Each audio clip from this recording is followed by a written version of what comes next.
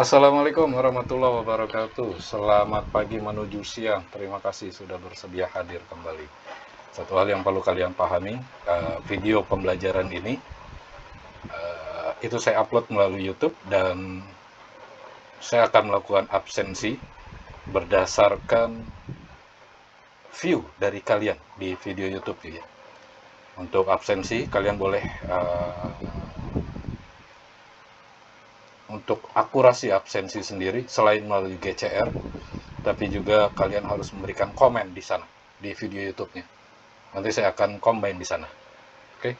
Dan mohon maaf sekali lagi, saya mohon maaf untuk saat ini belum bisa bertatap muka secara langsung. Masih melalui video pembelajaran seperti ini. Kenapa? Karena saya masih ada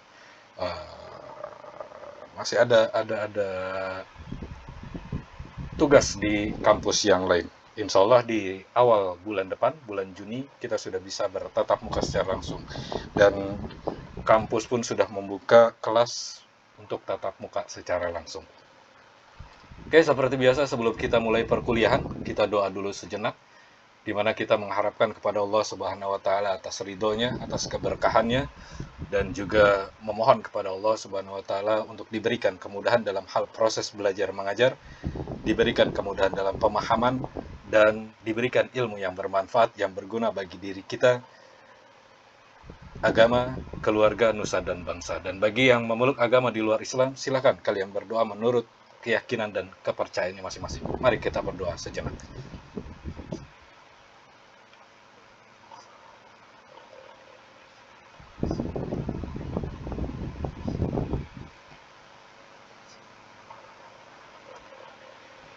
Slide yang kedua ini, atau materi yang kedua, itu ada sekitar 50-an slide.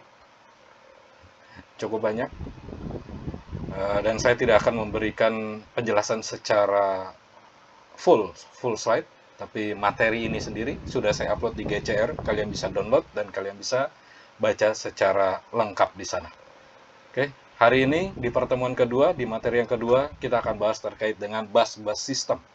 Apa itu bus system? Nanti kita akan bahas satu persatu di sana. Kita singgung sedikit kembali terkait dengan komponen-komponen komputer itu sendiri. Di dalam komponen komputer itu terdiri dari 3 perangkat atau 3 komponen besar. Yang pertama adalah CPU, memori, dan I/O modul. Di dalam CPU ada MAR, Memory Address Record, MBR, Memory Buffer Record, I/O AR, Input Output Address Record, dan I/O BR, Input Output Buffer Record. Di dalam memori itu terdiri dari instruksi-instruksi yang diberikan oleh CPU, dan juga ada data-data yang diberikan oleh I/O modul. I/O modul di dalamnya ada buffers. Buffers itu sendiri mirip seperti memori yang sifatnya virtual, reserve. Nah, jadi ketika kita contohnya ya, ketika kita membuka sebuah aplikasi tertentu di dalam komputer yang dilakukan oleh CPU, kita klik itu melalui mouse atau dengan mengetik melalui kombinasi huruf yang ada di keyboard. Itu adalah alat input. Alat input itu sendiri memerintahkan kepada CPU untuk melakukan pembukaan aplikasi yang kita maksud. Di dalamnya CPU itu melihat ada instruksi-instruksi yang harus disiapkan di dalam memori. Di dalam instruksi-instruksi tersebut, I/O pula memberikan sebuah data-data yang ada yang akan dibuka dan disimpan sementara di dalam sebuah memori. Nanti akan bahas satu persatu terkait dengan komponen-komponen komputer yang ada. Register. Di dalam register itu CPU itu ada 2 jenis. Yang pertama adalah MAR, Memory Address Register. Ini adalah menentukan alamat di dalam memori yang akan diakses untuk operasi read and write. Yang kedua, MBR, yaitu Memory Buffer Register. Ini berisi data yang akan dituliskan ke dalam memori atau menerima data yang dibaca dari memori. Selanjutnya ada I/O AR, yaitu address register. Ini menspesifikasikan perangkat I/O yang akan diakses. Dan IOBR menyimpan data yang akan dituliskan ke port atau data yang akan disalin dari port. Atau alamat port ditunjuk oleh IOR. Yang berikutnya ada PC, program counter. Selanjutnya ada IR, instruction register. Ini menampung instruksi yang akan dilaksanakan. Dan ada AC, akumulator, itu menyimpan data sementara, baik data yang sedang diproses atau data yang dihasilkan. Di dalam modul I/O itu ada proses namanya memindahkan data dari perangkat eksternal ke CPU atau sebaliknya. Nah, modul ini sendiri, modul I/O, ini berisi buffer internal untuk menampung data ini sementara sampai data itu dikirimkan. Sementara sifatnya. Jadi kalau contoh, ketika kita melakukan print dalam dokumen kita akan melalui printer. Itu tidak serta-merta ketika kita klik print, langsung menuju printer. Printer langsung melakukan eksekusi. Tidak, tapi yang ada proses di sana. Microsoft Word itu melakukan penyimpanan data yang dimaksud atau dokumen yang dimaksud ke dalam buffer internal. Selanjutnya dilanjutkan ke dalam, dikirimkan, ditransfer ke memori yang ada di printer. Baru printer melakukan cetak dokumen kita. Fungsi komputer, fungsi dasar komputer adalah eksekusi program ya. Kita paham itu semua. Dan program yang akan dieksekusi oleh CPU ada di dalam memori. Ada dua langkah pengambilan dalam sebuah instruksi. CPU membaca instruksi yang ada di memori. Sebutnya adalah fetch. Yang kedua, CPU mengeksekusi setiap instruksi. Adalah execute. Nah, contohnya, ini ya, execute itu sendiri. Beberapa aplikasi di dalam program sistem operasi Windows adalah aplikasi yang sifatnya bisa langsung dieksekusi. Itu biasanya ditandai dengan belakangnya atau extensionnya itu adalah exe. Nama file titik exe atau nama file titik application. Identitasnya adalah application. Nah, identitas application itu sendiri artinya aplikasi tersebut bisa langsung dieksekusi. Selanjutnya kita pelajari juga terkait dengan siklus fetch. Tadi fetch itu apa? Masih ingat ya? Nah, pada CPU yang umum, suatu register program counter dipakai untuk mengawasi instruksi yang akan dibaca selanjutnya. Nah, instruksi yang dibaca akan dimuatkan ke dalam sebuah register, yaitu instruction register. Apa saja aksi-aksi yang dilakukan CPU ketika menginterpretasikan instruksi? Itu ada 4 kategori yang kita bisa bagi. Yang pertama adalah CPU to memory. Data dipindahkan dari CPU ke memori atau sebaliknya. Nah, ini transfer berulang-balik. Ada transfer, ada receive. Selanjutnya CPU menuju I/O. Ini data dapat dipindahkan ke atau dari dunia luar dengan pemindahan antara CPU dan modul I/O. Selanjutnya pengolahan data. CPU dapat membentuk sejumlah operasi aritmetik atau logik. Dan yang keempat adalah kontrol. Sebuah instruksi yang dapat mengubah urutan eksekusi. Nah, ini adalah contoh eksekusi program dalam CPU. Ada beberapa tahap. Tahap pertama, program counter. Berisi 300 alamat instruksi pertama. Alamat ini dimuat ke dalam instruction register. IR. Perlihatkan di sana. Ada di bagian bawah IR. Selanjutnya di tahap berikutnya, 4 bit pertama di dalam IR mengindikasikan bahwa akumulator akan dimuat. AC. Akumulator counter. 12 bit sisanya menentukan alamat, yaitu 940. Tahap berikutnya, di tahap ketiga, PC dinaikkan nilainya dan instruksi berikutnya akan diambil. Dari 300 dinaikkan 1 digit, 301. Di tahap keempat, isi dari akumulator, isi akumulator yang lama, dan isi lokasi 941 itu ditambahkan dan hasilnya disimpan di dalam AC, akumulator. Di tahap kelima, PC dinaikkan nilainya dan instruksi berikutnya akan diambil. Perlihatkan, PC 302, tadinya awal 300, naik 301, 302. Di tahap ke-6, akumulator akan disimpan pada lokasi 941. Lihat di sana ya, ada 6 tahap dalam hal proses eksekusi program dalam sebuah CPU. Jadi ada 6 tahap, sifatnya adalah seperti antrian di sana. Oke, sekarang kita kenal dengan istilah interrupt. Apa itu interrupt? Di dalam interrupt ada dua. Yang pertama, interrupt karena program.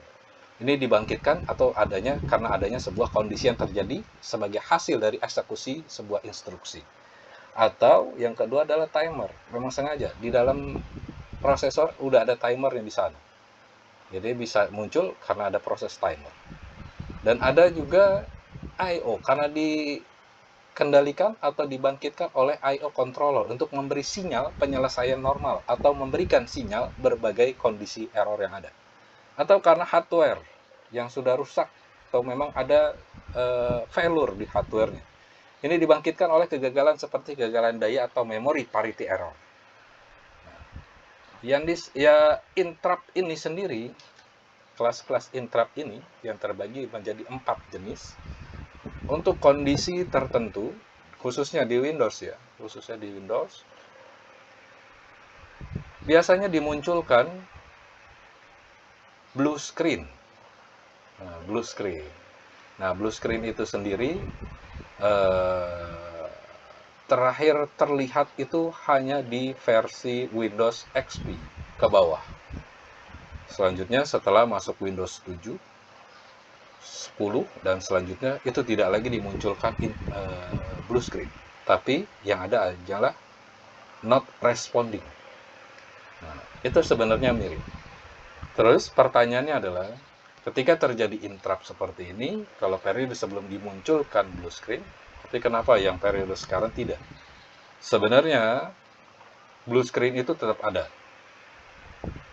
Cuman di periode sekarang ini, di versi-versi yang terbaru, 10, 7, 10, dan 11, 11 itu lebih sempurna lagi untuk mengatasi interrupt.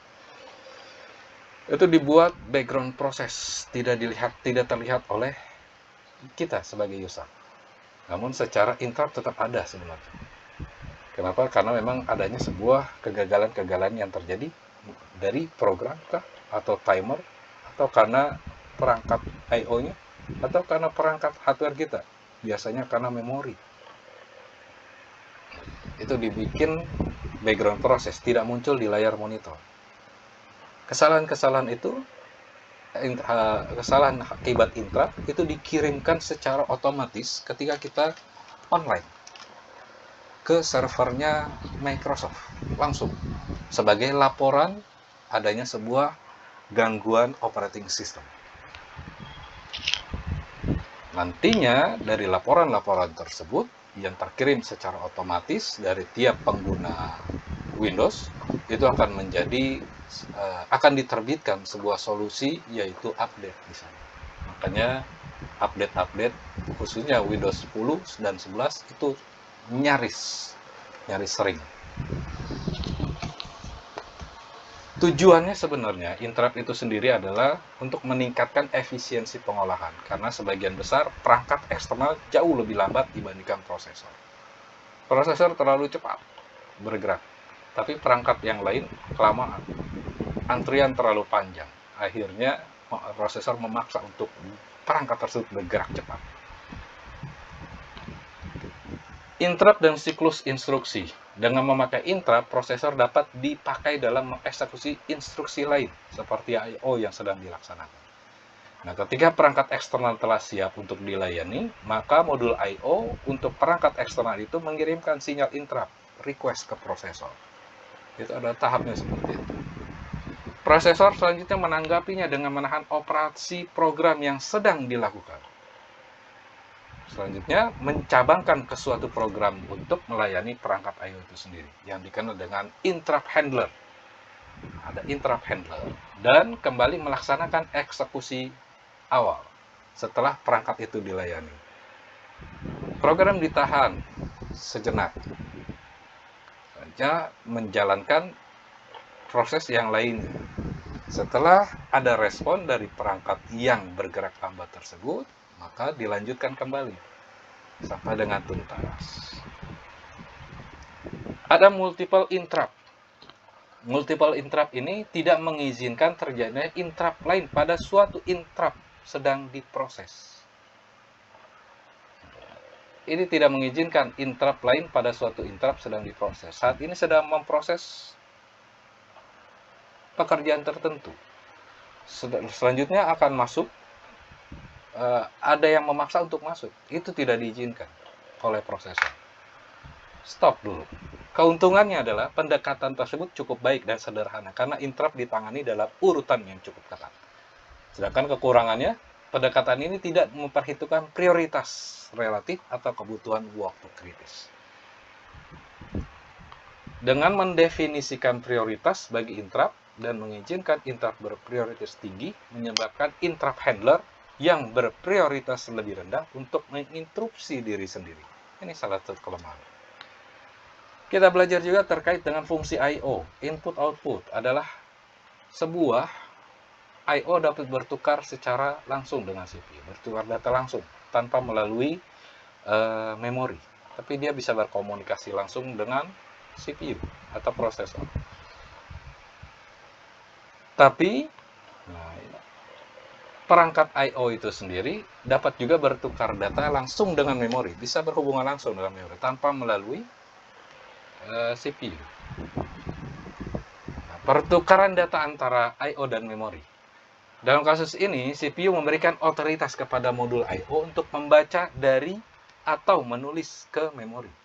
Sehingga perpindahan data terjadi tanpa terpaut dengan CPU. Langsung, direct, secara langsung. I/O dengan memori, secara langsung berkomunikasi tanpa adanya sebuah perantara. Selama perpindahan seperti itu, model I/O mengeluarkan perintah read and write baca tulis ke memori yang membebaskan CPU dari tanggung jawab pertukaran data. Nah, ini dikenal dengan operasi namanya DMA, Direct Memory Access. Pernah dengar ya, di dalam sebuah sistem operasi dikenal dengan Direct Access, Direct Memory Access.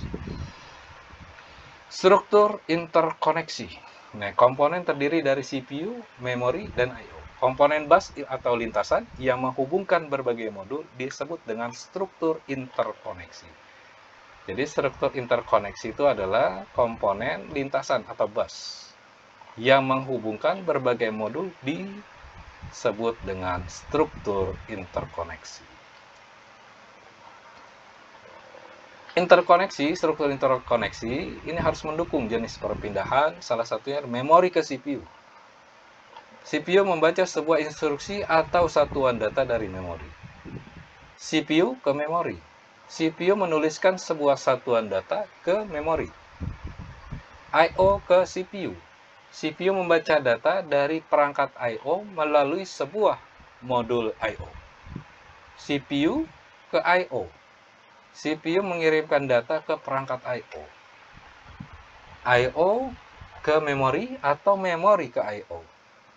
Nah, sebuah modul I/O diizinkan untuk bertukar data secara langsung tanpa melalui CPU dengan menggunakan DMA.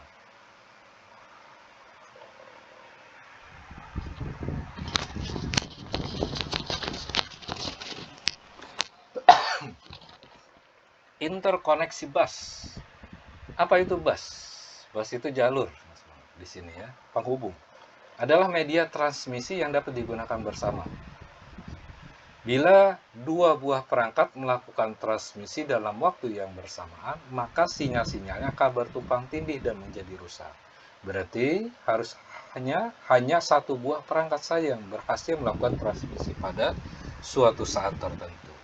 Jadi ini hanya satu jalur, nggak bisa dua jalur, satu-satu dilayani. Nah, Kita kenal juga dengan istilah struktur bus. Bus-bus yang menghubungkan komponen utama sistem, seperti CPU, memori, I/O, yang disebut dengan bus system. Nah, biasanya bus system terdiri dari 50-100 saluran yang terpisah. Klasifikasi bus. Bus kita bisa klasifikasikan yang pertama berdasarkan saluran data, yaitu memberikan lintasan bagi perpindahan data antara dua modul sistem. Saluran ini kolektif disebut dengan bus data. Tadi ada bus system, sekarang ada bus data. Selanjutnya ada saluran alamat. Ini digunakan untuk menandakan sumber atau tujuan data pada bus data itu sendiri. Selanjutnya ada saluran kontrol yang digunakan untuk mengontrol akses ke saluran alamat dan penggunaan data dan saluran alamat. Elemen-elemen rancangan bus. Yang pertama berdasarkan jenis. Ada dedicate dan ada multiplex. Dedicate yaitu suatu saluran bus didedikat secara permanen, diberi sebuah fungsi atau subset fisik komponen-komponen komputer. Yang kedua adalah multiplex. Metode penggunaan saluran yang sama untuk berbagai keperluan. Keuntungannya, ada dedicated itu keuntungannya throughput yang tinggi, sehingga karena terjadinya kemacetan yang kecil. Sedangkan multiplex memerlukan salurannya sedikit, menghemat ruang dan biaya. Di balik keuntungan ada kerugiannya. Kalau dedicated, meningkatnya ukuran dan biaya sistem. Sedangkan multiplex, rangkaian lebih kompleks. Terjadi penurunan kinerja karena event-event tertentu yang menggunakan saluran bersama-sama tidak dapat berfungsi secara paralel. Ya, karena memang jalur satu. Berikutnya ada metode arbitrasi, yaitu yang pertama adalah tersentralisasi. Sebuah perangkat hardware pengontrol bus arbiter bertanggung jawab atas alokasi waktu pada bus. Yang kedua, terdistribusi. Tidak terdapat pengontrol sentral, tapi setiap modul terdiri dari akses kontrol logik dan modul-modul bekerja sama untuk memakai bus bersama-sama. Sinkronus, terjadinya event pada bus ditentukan oleh clock atau timer. Asinkronus, terjadinya event pada bus ditentukan oleh event sebelumnya. Lebar bus itu, kita kenal bandwidth. Bandwidth itu besaran kapasitas data yang dapat disalurkan. Sama halnya dengan hardware sendiri, ada besaran kapasitasnya, lebar bus. Kalau di jalanan, lebar jalanan berapa? Kalau di komputer kita kenalnya dengan lebar bus. Semakin lebar bus data, semakin besar bit yang dapat ditransfer pada suatu serat. Nah, semakin lebar bus alamat, semakin besar range lokasi yang dapat direferensi. Selanjutnya, di slide berikutnya, jenis transfer data ada read, write, read, modify, write, dan read after write, dan block. Bus PCI, Peripheral Component Interconnect, merupakan bus yang tidak tergantung prosesor dan berbandwidth tinggi, yang dapat berfungsi sebagai bus mezzanine atau bus kecepatan tinggi. Mezzanine itu apa? Adalah bus berkecepatan tinggi yang terintegrasi dengan sistem. Ada Future Bus. Future Bus Plus adalah standar bus asinkron yang berkinerja tinggi. Sebagai syarat untuk menjadi sebuah future bus, yang pertama adalah tidak tergantung pada arsitektur atau prosesor dan teknologi tertentu. Memiliki protokol transfer asinkron dasar, mengizinkan protokol tersinkronisasi pada sumber untuk kebutuhan opsional, tidak berdasarkan pada teknologi tercanggih. Terdiri dari protokol-protokol paralel terdistribusi penuh dan arbitrasi yang mendukung baik protokol circuit switch maupun protokol split transaction.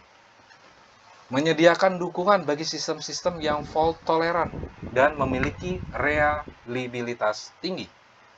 Menawarkan dukungan langsung terhadap memori berbasis cache yang dapat digunakan bersama. Memberikan definisi transportasi pesan yang kompatibel. Future Bus Plus mendukung bus-bus data dari mulai 32 bit, 64 bit, 128 sampai 256 bit. Fitur Bus Plus mendukung baik model terdistribusi maupun tersentralisasi. Nah, fitur Bus Plus merupakan salah satu standar bus yang secara teknis paling kompleks. Fitur Bus Plus merupakan spesifikasi bus yang dapat digunakan untuk bus prosesor, memori, atau yang dapat digunakan dengan PCI untuk mendukung peripheral yang berkecepatan tinggi.